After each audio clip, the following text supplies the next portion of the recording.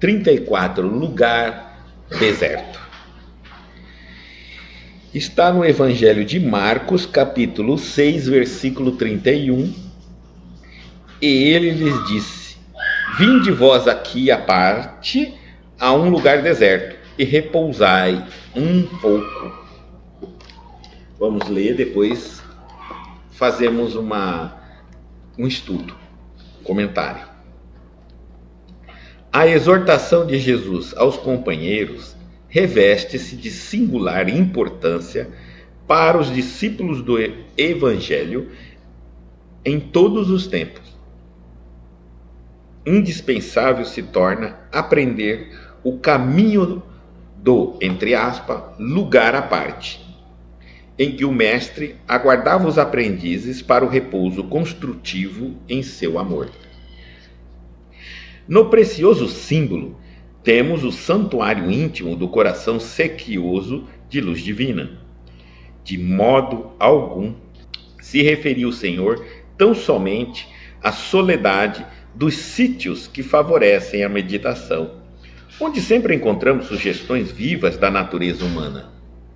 Reportava-se a câmara silenciosa, situada dentro de nós mesmos. Além disso, não podemos esquecer que o espírito sedento de união divina, desde o momento em que se imerge nas correntes do idealismo superior, passa a sentir-se desajustado, em profundo insulamento no mundo, embora servindo diariamente consoante os indefectíveis desígnios do alto. No templo secreto da alma, o Cristo espera por nós, a fim de revigorar-nos as forças exaustas. Os homens iniciaram a procura do, entre aspas, lugar deserto, recolhendo-se aos mosteiros ou às paisagens agrestes. Todavia, o ensinamento do Senhor não se fixa no mundo externo. Prepara-te para servir ao reino divino na cidade ou no campo, em qualquer estação, e não procures descanso impensadamente, convicto de que muita vez, a imobilidade do corpo é tortura da alma. Antes de tudo, busca descobrir em ti mesmo o, entre aspas, lugar à parte, onde repousarás em companhia do Mestre. Bonita. Aqui ele vai nos falar sobre onde é esse lugar deserto. Então vamos lá. Marcos capítulo 6, versículo 31. E ele lhes disse: vinde vós aqui à parte, a um lugar deserto, e repousai um pouco. A exortação de Jesus aos companheiros reveste-se de singular importância para os discípulos do Evangelho em todos os tempos.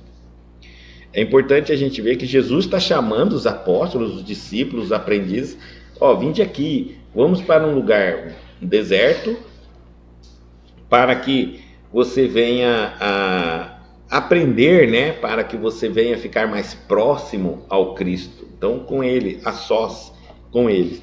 E muitos de nós utilizamos essa passagem aqui, esse versículo de Marcos, para dizer que a gente tem que descansar.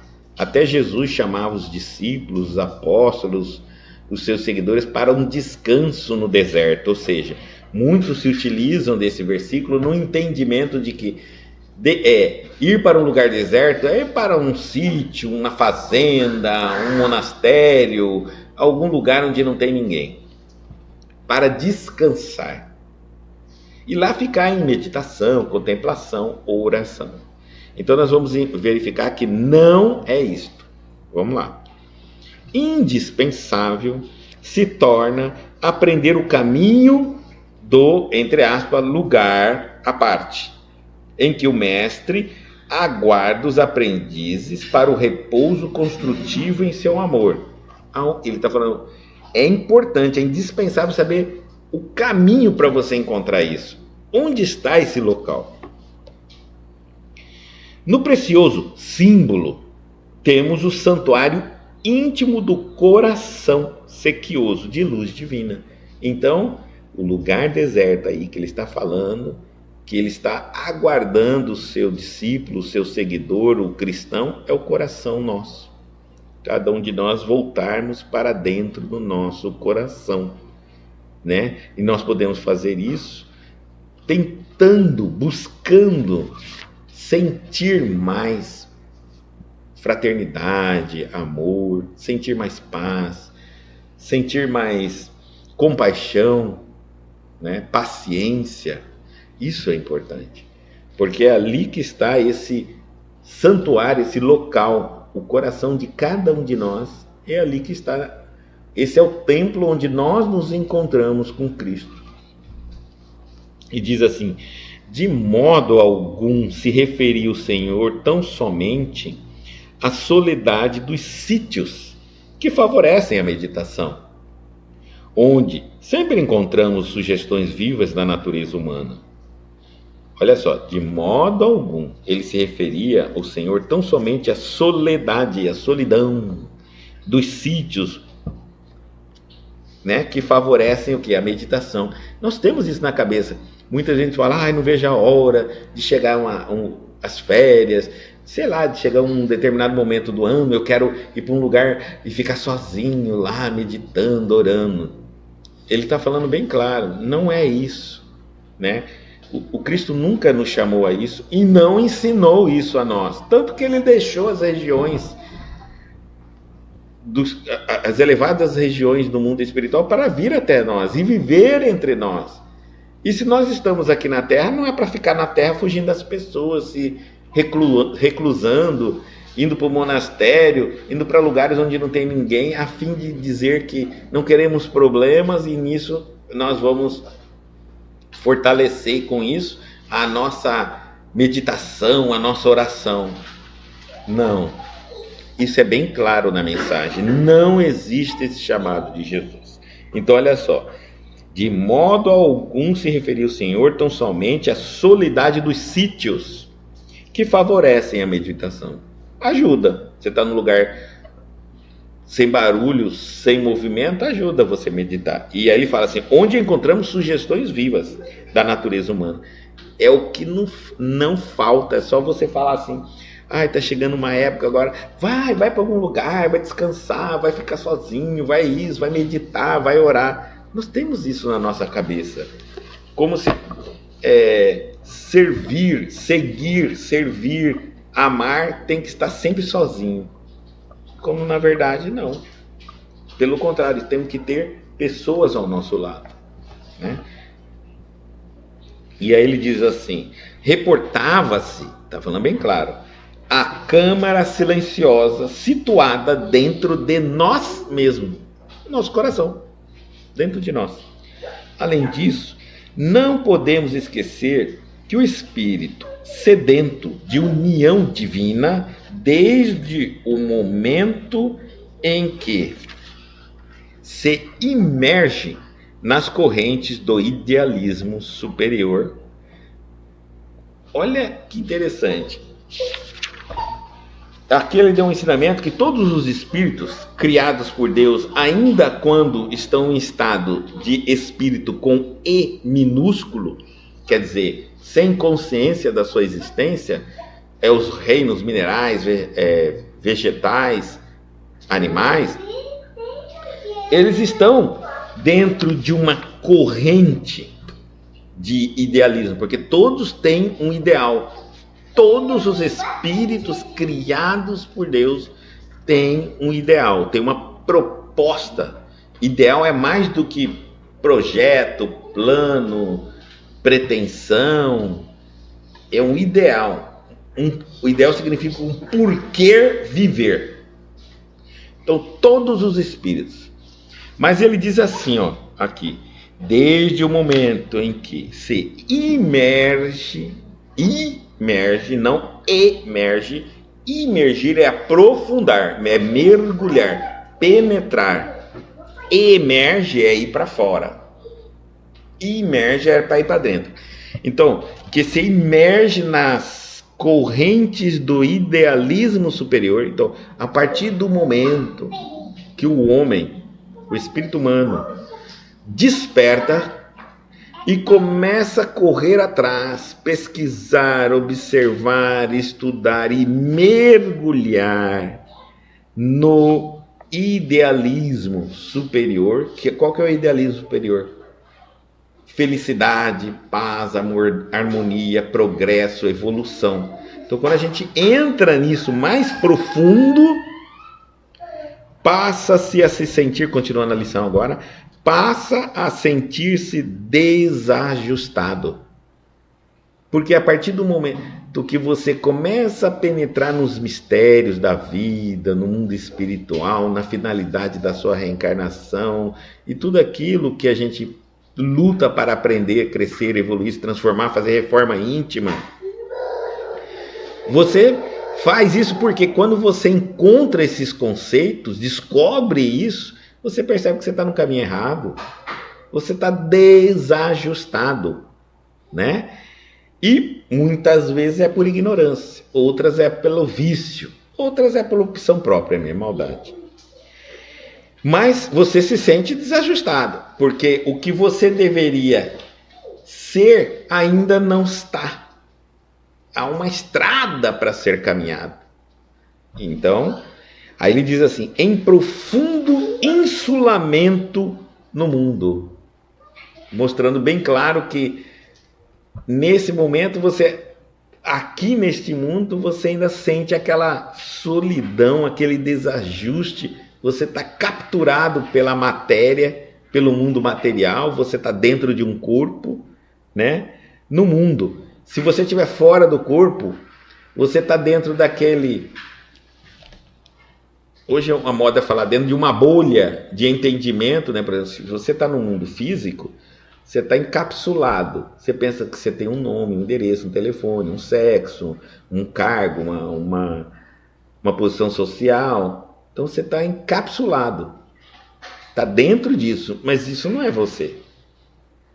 Você é muito mais do que uma única existência, do que um CPF. E se você estiver desencarnado, qual é o encapsulamento? Você ainda está vivendo dentro dessas condições, desses limites, dessas crenças que muitos de nós levamos para o mundo espiritual. Porque quando você aborda um espírito que às vezes tem 10 anos desencarnado, ele ainda continua se chamando com o nome que ele tinha na Terra, ele acha que aquele ali ainda é filho dele, a profissão dele que ele tinha na Terra, ele ainda continua preso nos limites, nos condicionamentos terrestres. E aí diz assim, então quando você imerge nessa corrente do dualismo, você descobre que se mergulha, você se aprofunda nas propostas superiores, aí você vai ver o seguinte, você sente, nossa, eu estou todo desajustado, eu tenho muita coisa para fazer, muito caminho para caminhar, e aí você vai sentir, nossa, eu estou aqui preso, praticamente isolado, encapsulado nesse mundo, lutando com as minhas crenças. Aí ele continua assim, dizendo assim, embora servindo Cristo diariamente, consoante os indefectíveis desígnios do alto. Mesmo que você nem sequer percebeu que existe mundo espiritual, evolução, finalidade da vida, ainda assim você serve aos desígnios de Deus. Na ignorância você serve, na maldade você serve inconscientemente, mas serve. Tá? Agora, quando você começa a caminhar pelo caminho do bem, da ordem, aí você passa a servir consciente. Você faz porque quer fazer, sabe o que vai resultar dessas ações, você planeja as suas ações, você participa 100% da sua caminhada. Enquanto que, de outra maneira, você caminha mais lento, sofrendo consequência dos seus erros, mas assim mesmo ainda promove progresso para muitos que estão à volta, porque na lei de Deus nada, nenhum dos caminhos que escolhemos fica sem um resultado positivo.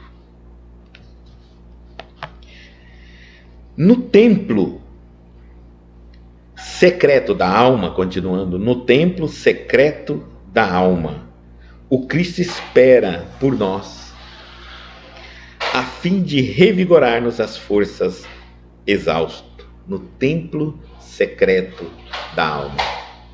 Consciência nossa, né? Os homens iniciaram a procura do lugar deserto, recolhendo-se aos mosteiros ou às paisagens agrestes. Todavia, o ensinamento do Salvador não se fixa no mundo externo. Está claro aqui para nós. Não é buscar lugar ermo, lugar vazio, lugar sem movimento para encontrar o Cristo. É buscar o seu coração.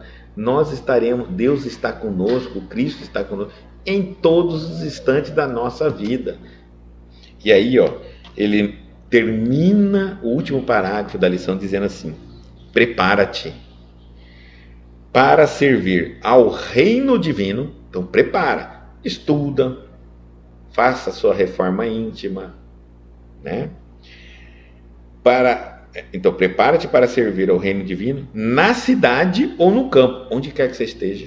Na cidade, no campo, na praia, no sítio, na montanha, em qualquer estação do ano, no frio, no calor, na primavera, no outono. E não procures descanso impensadamente. Cuidado, ele está falando, claro, é uma armadilha que nós temos. Descanso impensadamente. O que é o descanso impensadamente? Eu não analiso a finalidade da minha reencarnação. Tem gente que sonha, quando aposentar ou quando melhorar de vida, ir para um lugar onde ele vai ficar sem fazer nada.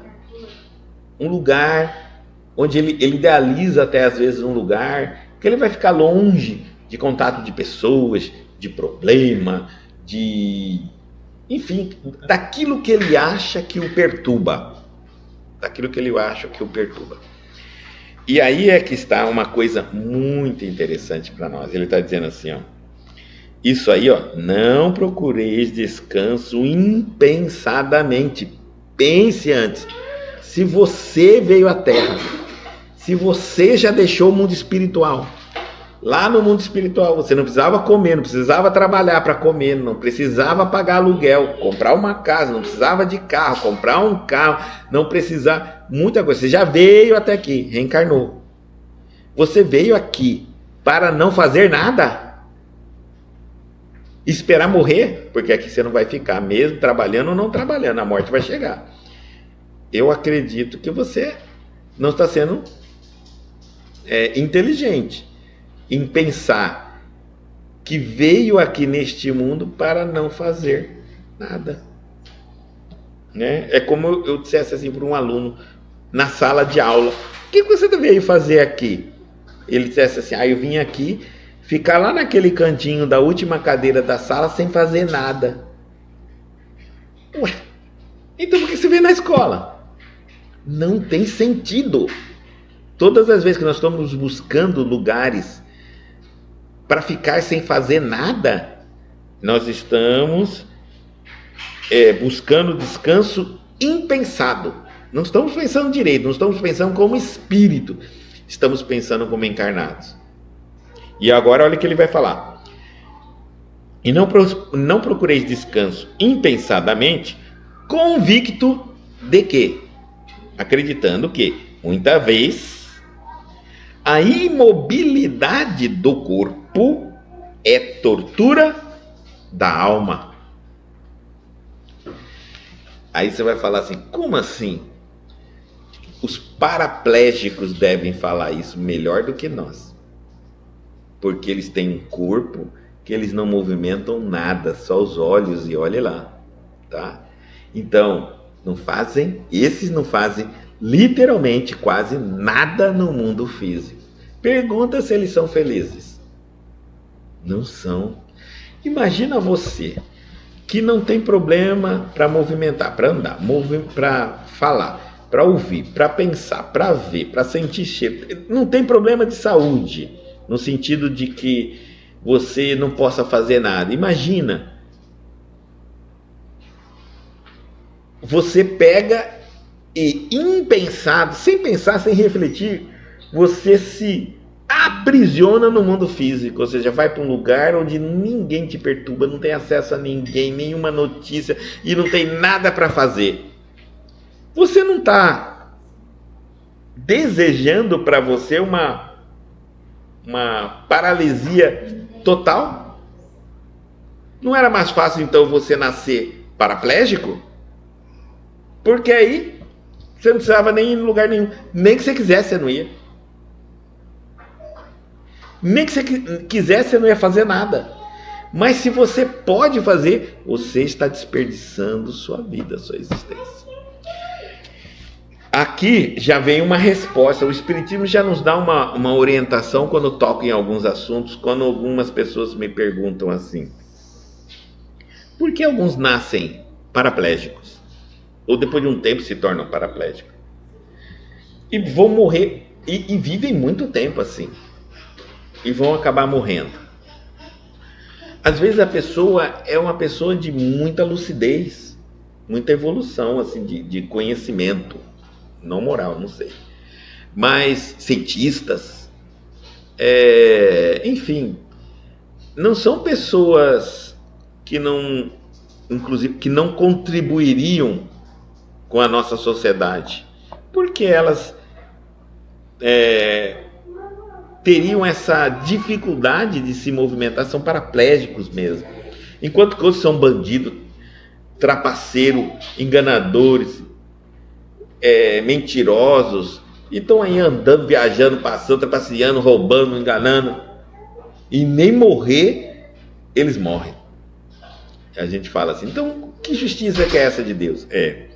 Aí aqui a gente vai encontrar uma entrelinhas lá no fundo, é o seguinte: alguns paraplégicos, pessoas que têm debilidade de movimentar, e algumas pessoas que vão sentindo mobilidade depois de um certo tempo, está ligado a essa condição nossa de que nós estamos parando a nossa vida.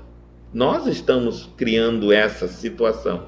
Vamos dizer que eu fui um estudante, eu fui um budista. Olha o que um budista que cheguei profundamente nos estudos de Buda, numa outra reencarnação, e evoluí muito, o entendimento sobre Buda, sobre a vida, mas fiz questão de nunca descer do meu monastério para entrar em contato com ninguém da sociedade e tudo mais. Ou seja, que evolução é essa? Então, eu tive uma vida em que a minha evolução espiritual me fez, eu me tornei paraplégico social, por livre e espontânea vontade, lá no monastério. Aí eu venho numa próxima reencarnação, eu não quero mais viver no monastério, porque vi que não adianta, não funciona, ninguém evolui sozinho, ninguém caminha sozinho, não adianta fugir dos problemas, da dificuldade, porque eles são os que nos experimentam para saber se a gente realmente está evoluindo ou está teoricamente evoluindo. Se eu passar dificuldade, como é que eu vou saber se eu sei lidar com a dificuldade? Se eu passar raiva, como é que eu vou saber se eu sei lidar com a minha raiva, a minha explosão? Se algo não me entristece, como é que eu vou saber se sou uma pessoa resistente à tristeza? Não tem como fazer isso. Por isso, Jesus nos mostrou, pessoalmente, esteve entre nós.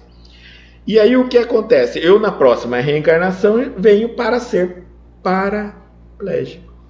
Por quê? Aí eu vou nascer paraplégico, aquela pessoa que não anda, mas tem um conhecimento espiritual, tem uma paz, tem teorias, tem muita coisa. Você é um grande homem, deitado, muito positivo, um homem bom, mas se deixar eu levantar, minha tendência é fugir do mundo. Então eu tenho o que faltou na minha vida anterior, eu vim buscar nessa. convivência, sociedade, troca de afetividade, valores. Muita gente. E nós também vamos providenciando isso. Observe que quando a gente vai adoecendo, muitas das nossas doenças, elas vêm de uma materialização da nossa forma de pensar como idosos. Por exemplo, vamos pensar aqui. Eu começo a não ter muita busca em equilíbrio emocional. Eu me torno uma bomba de explosão, de nervosismo e de irritação. E aí, olha, há muito tempo me bombardeando assim, provavelmente eu vou ter lá na frente, quanto mais tempo passar, eu bombardeando meu corpo. Olha que meu corpo recupera, eu bombardeio, meu corpo recupera, eu bombardeio. Quando eu vou ficando mais velho, a recuperação é mais lenta. Aí vem as consequências do que eu estou criando.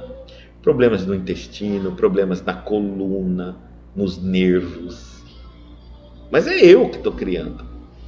Né? Então, a gente vai percebendo. Guardo muita coisa dentro de mim. Não falo. Mas aquilo chega a engolir seco. Né? E fico vivendo. E aí vem as dores generalizadas por todo o corpo, dores e dores e dores e dores, né? E por quê? Porque eu não aceito algumas coisas na minha vida, às vezes nem comento, nem falo nada, mas não aceito. Enquanto não aceitar, as dores é uma maneira de eu expulsar, né? Devido a ela, agora, veja que a dor, que o sintoma nos ajuda bastante. Olha, veja só. Com a dor, eu me torno uma pessoa meio que antissocial. Eu me afasto de conviver com as outras pessoas. Não vou mais em muitos lugares que eu sou chamado. Sou limitado. Estou limitado na minha convivência social. Mas não é verdade? Eu não. Agora vamos olhar a verdade do espírito, dono do corpo que sente a dor. Você não está se limitando a conviver com as pessoas por não aceitar algumas coisas, outras, a maneira delas pensarem?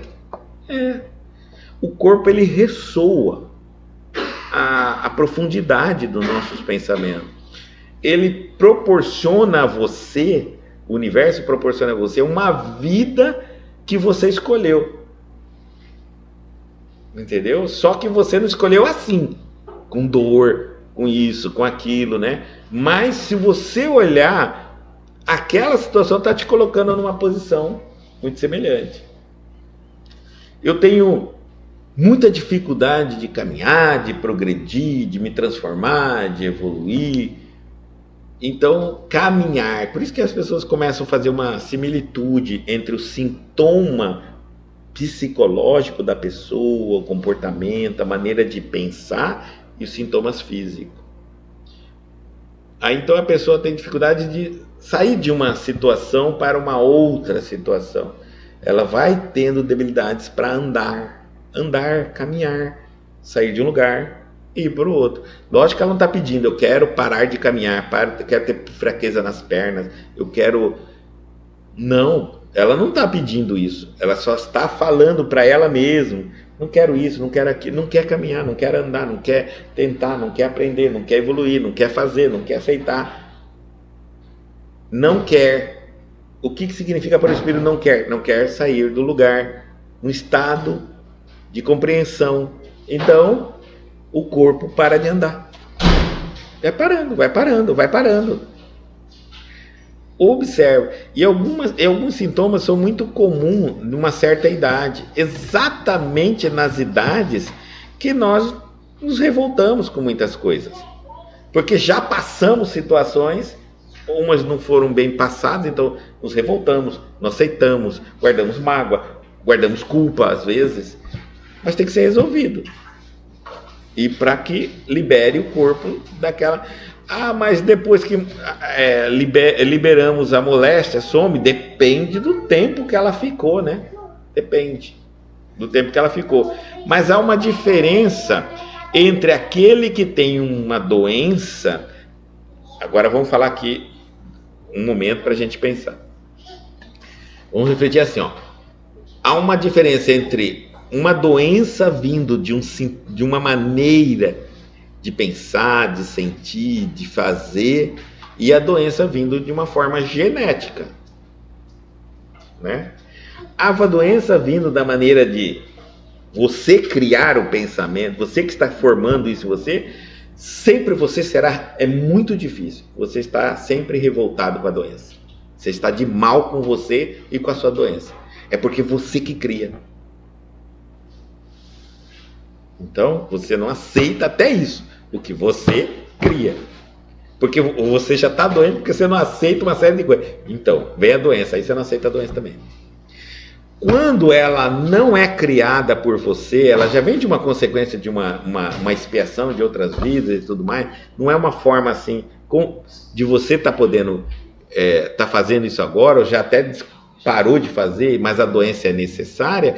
Você não se revolta com a doença. Por isso que a gente encontra pessoas com a mesma doença, duas pessoas com a mesma doença, uma tranquila vivendo a vida dela dentro do limite dela, e a outra se martirizando, reclamando daquilo que é horror, culpando que todos os problemas que ela tem na vida dela é por causa daquela bendita, daquela doença. Esse é o que está criando os problemas. Então, continuando, aqui, ó, prepara-te para servir o reino divino, na cidade ou no campo, em qualquer estação, e não procures descanso impensadamente, convicto de que, muitas vezes, a imobilidade do corpo é a tortura da alma. Não fica desejando tanto sem ficar sem fazer nada. Para de sonhar que você está num planeta Terra, que você vai encontrar um momento que você não tem que fazer nada, né? Para. Entendeu? Não atrai coisas que você não sabe as consequências. Antes de tudo, ele está dizendo, busque descobrir em ti mesmo o lugar à parte. Esse lugar onde repousarás em companhia do Mestre. Descubra o seu coração, né? E descobre antes de agora já descobri o coração, você acabou de falar, tá? Então agora sua missão é descobrir por que você não consegue encontrar o Cristo no teu coração. Porque já que descobriu o que você tinha que descobrir, a lição já te deu de bandeja. Agora aí vem a segunda pergunta. Tá, descobri que é no coração, mas eu não consigo encontrar o Cristo no meu coração. E aí é por isso que muita gente pensa que viajando, passeando, indo para um monastério, se afastando, comprando um sítio, morando na árvore, se for necessário, né? É que ele vai encontrar paz, o Cristo, amor. Não é desta forma. Tente entender o que você está guardando no seu coração que é incompatível com as lições de amor do Cristo. E aí você vai entender por que não é no coração que você encontra o Cristo. Porque quando a gente encontra o Cristo, aprende a encontrar o Cristo no coração, não importa onde você está, no banheiro, no quarto, numa cidade quente, no campo, no frio, no calor, no sítio, na montanha, na cidade, andando dentro do shopping, você encontra o Cristo. Porque Ele está com você. E porque os elementos que te faz refletir sobre a vida após a morte, mundo espiritual, a evolução, a paz, o amor, os elementos já estão com você. Então, não precisa ir buscar lugar especial para encontrar o Cristo. Você precisa saber por que não anda com o Cristo em seu coração, diariamente. Esse é o caminho